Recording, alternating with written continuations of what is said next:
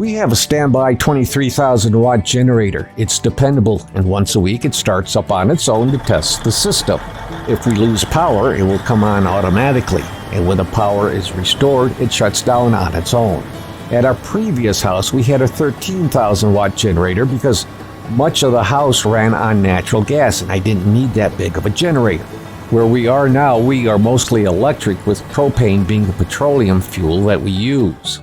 We had a 500-gallon propane tank, but I bought a 1,000-gallon tank to replace it, to give us a little bit of a cushion to protect us if our propane provider can't get to us immediately. They are very good at keeping us supplied with propane. It's the same company that provided us with fuel oil back on the farm for our furnace. So we have had a very long relationship with this company. So let's do a talk about whether you should consider a standby generator for your home or business.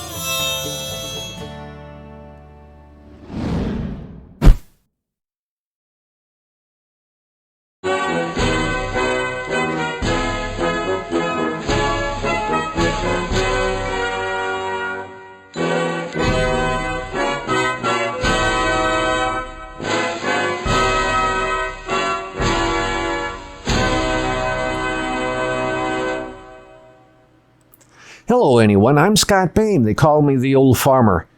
At our previous house, the electricity was very flaky. Geese flying over could be enough of a problem to cause the electricity to go out. But this was only for 3 houses in the neighborhood. One of them was ours. It was the way that the neighborhood was wired. I could not get the power company to switch the connection to another circuit only 10 feet away that doesn't have any problems. And it would not unbalance either circuit doing this. It got to the point they knew me by name, and I knew them by name. I knew the top honcho in just about every one of the suits and many of the linemen by name. So I made the power company a suggestion. Since you aren't going to fix this problem, will you at least help us get a standby generator? No way, no how, nothing, was their reply. The city people knew we were having this problem and could do nothing about it. So we bit the bullet and bought a standby generator. I'm glad we did. About 5 years later, we had that blackout from a storm that left mid-Michigan without power for up to 2 weeks over Christmas and the Christmas season. Since we had power, we offered to be a charging station for the neighborhood for phones and other pieces of equipment. If anyone had medication that needed to be in a controlled environment, they could leave it with us until the power was back on. We were able to get some power to our 2 next-door neighbors so that they could at least heat a room to stay warm. Being winter, there was no concern about keeping food cold. Most used their grills for cooking. A lot of the families found other accommodations, such as hotels. It ended up I was the only man in a 4-block area. Everyone else was a woman. I talked to the city police telling them that I'm the only man in the neighborhood surrounded by women. I would like a little bit more presence in the neighborhood if we could. You don't need to park a car or anything, but a bit more random drive-thrus would be greatly appreciated. If needed, I could show up to a neighbor, fully armed if there was a problem. Luckily, nothing happened. Later, I thanked the police for their help. But through all this, we stayed comfortable in our home. And in the next few months, I started noticing standby generators popping up in neighbors' yards. When we moved here, one of the first things we did was have a standby generator installed. And in the first winter, we had the yard totally flooded and had 3 sump pumps running to keep the basement dry. So I wanted a standby generator yesterday and have it above flood level, and it's been very dependable for us. A 13,000 watt standby generator at Lowe's is about $5,000, but budget in about another $1,500 for installation. Think about $6,500 for something around a 23,000 watt generator. These are fixed propane or natural gas generators, one or the other, not both. And these prices are for August of 2023. You could go with a portable generator, but if you're going to go this route, I would hire an electrician to put a plug and a switch into place so that all you have to do is plug in the generator and power it up. But remember, about 3 times a day you'll have to either fill the gas tank or change out the propane tank. With women and children, I would suggest, for ease of mind and not having to do anything to keep the power on, that you put a shoehorn in your wallet and go for the full standby generator. What size do you need? If you're mostly natural gas in your home, then look at around 13,000 watts for a generator. If you're like us, mostly electric in the house, go with a 23,000 watt generator. If you had a 200 amp service, the most you could use is 48,000 watts. But typically, you would not even be able to use close to that much juice. With a 23,000 watt generator, we can do anything we want, including using my commercial arc welder while running off of the generator.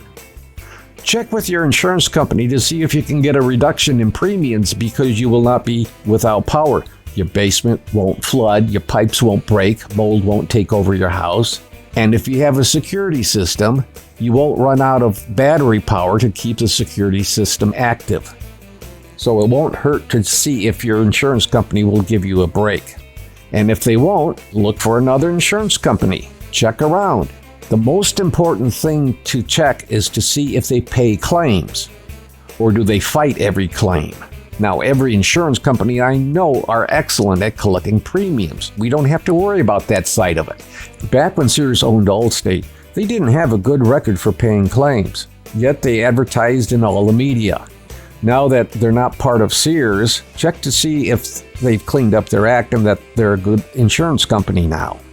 I don't know either way.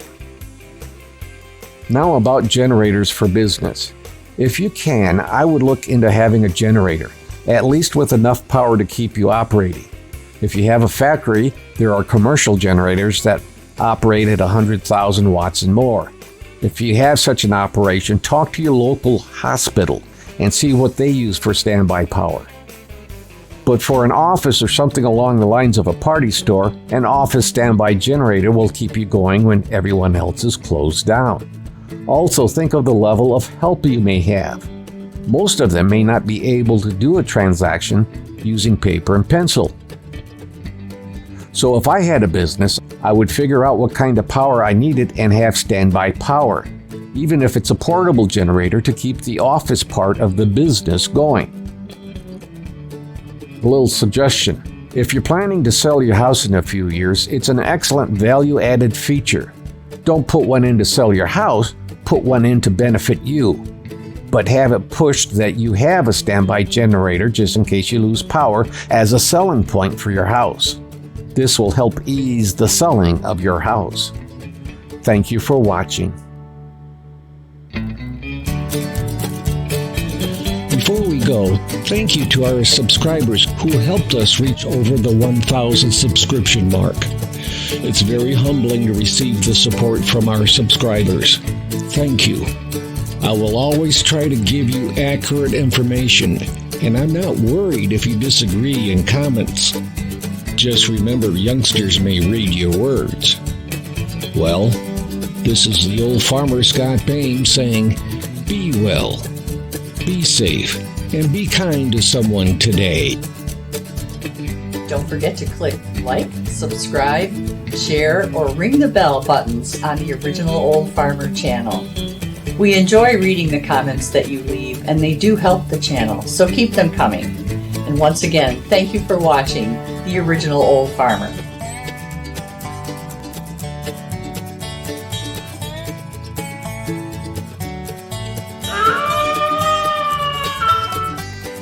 The VFW National Home for Children, providing families of veterans and active duty military opportunities for growth and development in a nurturing community. Please consider a donation to help their children and families. I.C. Rhodes speaking.